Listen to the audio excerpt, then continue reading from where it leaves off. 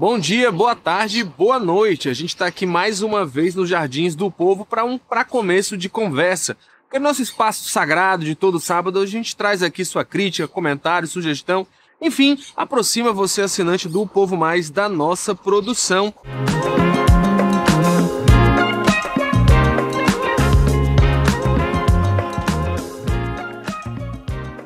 E Cid Gomes aí tá de volta ao centro da política cearense. Filiou na última sexta-feira 11 deputados ao PSB, o partido dele agora, né? Tirou ali 10, pelo menos, deputados do PDT, a antiga sigla do senador, e também uma deputada do PL, né? A Marta Gonçalves, que migrou junto com o grupo dele. E já chegando, né? Esse bloco aí cidista no PSB, com uma declaração inusitada do senador, lançando praticamente o deputado federal Júnior Mano, né? Ex-bolsonarista, ex-PL, que está também hoje envolto em investigações sobre mau uso de emendas parlamentares lá no STF e que foi lançado pelo Cid como possível candidato ao Senado em 2026. Então, Cid, como sempre, animando o cenário eleitoral, fortalecendo e mostrando que deve ser uma voz importante para as definições do bloco governista de 2026. Cid tinha ficado um pouco afastado disso nos últimos anos, cedido um pouco esse protagonismo para o Camilo Santana, para o Eumano de Freitas ali, para o PT, mas mostra aí que quer voltar a ter voz ativa. Então a gente sabe, né, com o Cid Gomes, com os Ferreira Gomes em si, geralmente a coisa é mais animada, né? E vamos começar aqui trazendo seus comentários com um comentário aqui sobre a coluna Agrotóxicos adoecem e matam agriculturas brasileiras, do nosso colunista Fábio Angeolotto, e comenta aqui a assinante Marília Cândido. Isso não é um problema novo. Lembro de ser criança e já ver programas que falavam sobre os malefícios dos agrotóxicos. O dinheiro sempre fala mais alto e a nossa saúde que se vire, né? Ela comenta essa coluna que traz aí uma série de dados e estudos com relação ao impacto, né, do uso de agrotóxicos com o desenvolvimento de algumas doenças crônicas, câncer ou até malformação de fetos, né? E como a Marília comenta, não é exatamente um problema novo. A gente tem muito conhecimento disso há algum tempo.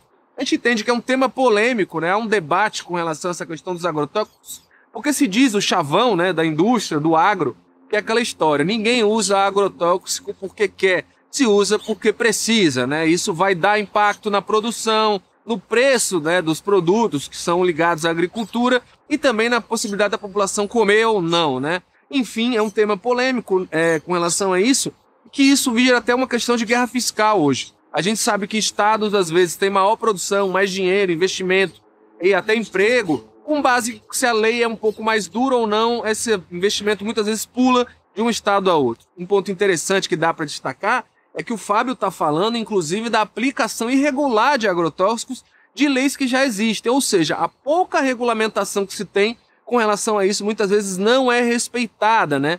Ele fala com relação, por exemplo, daquelas mochilas que aplicam veneno e daqueles drones também que pulverizam agrotóxicos. Então, às vezes, quando se desrespeita, como não há fiscalização, quando fica muito politizada essa questão, você tem na prática ali veneno que, né, se joga, por exemplo, o agrotóxico acima do limite da lei, que está previsto ali de 2 metros, o vento bate, carrega e esse veneno vai parar na casa das pessoas, vai parar em escolas, vai parar em hospitais. Então é questão de saúde pública também. E aí, nesse ponto, eu acho que pouca gente vai discordar. É preciso que tenha cobrança, é preciso que tenha fiscalização, né? Até essa questão, né? Foi aprovada recentemente aqui no estado do Ceará a pulverização de drones com apoio do governador Eumano de Freitas. Muito polêmica, né? Até pela questão de que o Eumano já foi advogado do MST, então é importante que tenha essa cobrança dos setores da imprensa e também da sociedade, porque é aquela história, né? A gente teve recentemente uma explosão de casos de contaminação por agrotóxicos no Maranhão. Muita gente ficando doente com relação a isso. E aí, se a mesma coisa acontecer no Ceará depois do início dessa pulverização, quem vai ser cobrado? Não tem que responder isso o setor? Não tem que responder a isso o governador? Enfim, é questão de saúde pública, no final das contas é importante que se esteja de olho sim, e eu repito, né, eu acho que nessa questão de cumprir uma lei que existe, uma regulamentação, pouca gente vai ser contrário. E agora vamos para outro comentário aqui, comentando uma coluna minha aqui que eu escrevi, ó, o título Evandro anuncia plano para postos de saúde em até 90 dias, né? Que falava sobre essa cobrança de sindicatos de servidores públicos daqui de Fortaleza para que o Evandro, né, atualize os planos de cargos, carreiras e salários dos servidores, né? Aquele projeto lá que vai a progressão de salários com relação ao tempo que a pessoa fica na carreira pública. E o João Bosco comenta, ó, faz uma cobrança, na verdade. PCCS do governo do estado também precisam ser revistos e implantados em 70% das secretarias. Vamos lá, governador Eumano de Freitas, pagar promessas do governo anterior. Sim, isso é uma cobrança muito recorrente que se faz ao Eumano, principalmente esses governos do PT que tem, né, durante a eleição, essa questão de se aproximar muito desses sindicatos, falar muito dessa questão, até de se vender como populares, ligados ao trabalhador em si, e que tem essa cobrança que faz muito tempo que não se tem essa revisão em muitas das carreiras de Estado, né? É aquela história, né?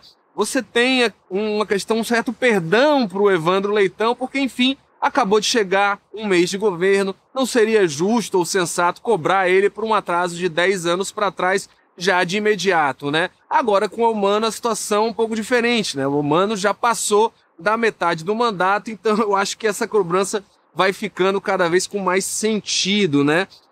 Enfim, lembrando, inclusive, que o governo do estado ainda não fechou, no momento que a gente está gravando ainda, a questão do reajuste dos professores estaduais, né? O Evandro Leitão já aprovou, mandou para a Câmara Municipal um reajuste de 6,27%, mas até agora a gente só tem compromisso do estado em pagar o piso e nada de proposta, né, factiva enviada para o Legislativo. Então fica aí a cobrança do João Bosco ao Eumano de Freitas. E agora um outro comentário aqui na notícia. Com maioria negra em 2025, a Câmara Municipal de Fortaleza alcança quase a representação fiel da população de Fortaleza, né? A assinante Camila Magalhães comenta: o que você acha que isso vai gerar de melhoria no município? É importante essa sua pergunta, Camila, faz muito sentido, né? A gente já tem inúmeros estudos que mostram, né, a importância de uma representatividade, de uma Câmara mais inclusiva, né? E como isso representa avanços em várias áreas. Primeiro, a gente tem um problema óbvio, né, que não dá para ser negado, de questão de desigualdade racial na cidade, né? Você tem áreas mais pobres, até o crime afeta mais jovens negros da periferia de Fortaleza, e quando você tem parlamentares mais vindos, né, desde alguns recortes marginalizados da população, você tem uma distribuição melhor, ou mais fiel com uma representação da sociedade, você tende a ter parlamentares também mais sensíveis a esses problemas e mais interessados a defender que isso mude, né? Que se tenha combate às soluções, né? Se achem soluções para esses problemas, né? E então você acaba tendo, inclusive, uma chance de influenciar outros parlamentares. E você também uma questão que é muito óbvio, que é um problema que a gente tem hoje no Legislativo, de é que quando essas casas legislativas ficam muito distantes da população em geral, ou seja, as pessoas não se veem representadas, acham que os políticos são uma coisa à parte, né? É essa característica, os políticos, a política. E você tendo uma Câmara mais fiel, que representa maior a cidade, você tem um ganho óbvio, né, em participação, em representatividade nisso, que aí aproxima mais, né? As pessoas se enxergam mais representadas. Isso é sempre bom, até para cobrar, né? Para ter uma relação mais ativa, mais próxima desses ventiladores. Fora toda a questão macro, né? Mais pessoas negras na política, em cargos de poder, você acaba combatendo preconceitos, estereótipos, né? O racismo estrutural que existe na sociedade acaba sendo minimizado quando você tem figuras desses grupos minoritários no poder, né? Ajuda a tornar o ambiente mais democrático. Enfim, democracia nunca é demais, representatividade nunca é demais, né? E vou trazer um quarto comentário aqui de um assinante que entrou em contato com a gente pelo nosso ombudsman, né? Não se identificou, mas ele disse: como leitor assíduo do Povo, fico sempre preocupado e desconfiado quando um colunista insiste sempre no mesmo assunto. O Carlos Maza, né? Eu, no caso, sempre repete cobranças ao Sarto. Diga ele que o novo prefeito é Evandro Leitão e não o Sarto ou Roberto Cláudio, né? Bem, não tenho a identificação do leitor, mas é complicado, né, meu querido assinante? Porque essas cobranças que a gente está fazendo agora não são nem partindo de mim especificamente, mas se é o momento que a gente está na política de Fortaleza. O Evandro Leitão acabou de assumir, há uma certa trégua aí que vai acabar em breve com relação a esse processo, e não dá para negar que o governo, a transição entre o Sarto e o Evandro foi muito atribulada, né? Teve muitas acusações de não repasse de informação e tudo mais, e o próprio silêncio do José Sarto, que até hoje não se manifestou sobre essas acusações, acabam facilitando esse jogo ali por parte da gestão do PT.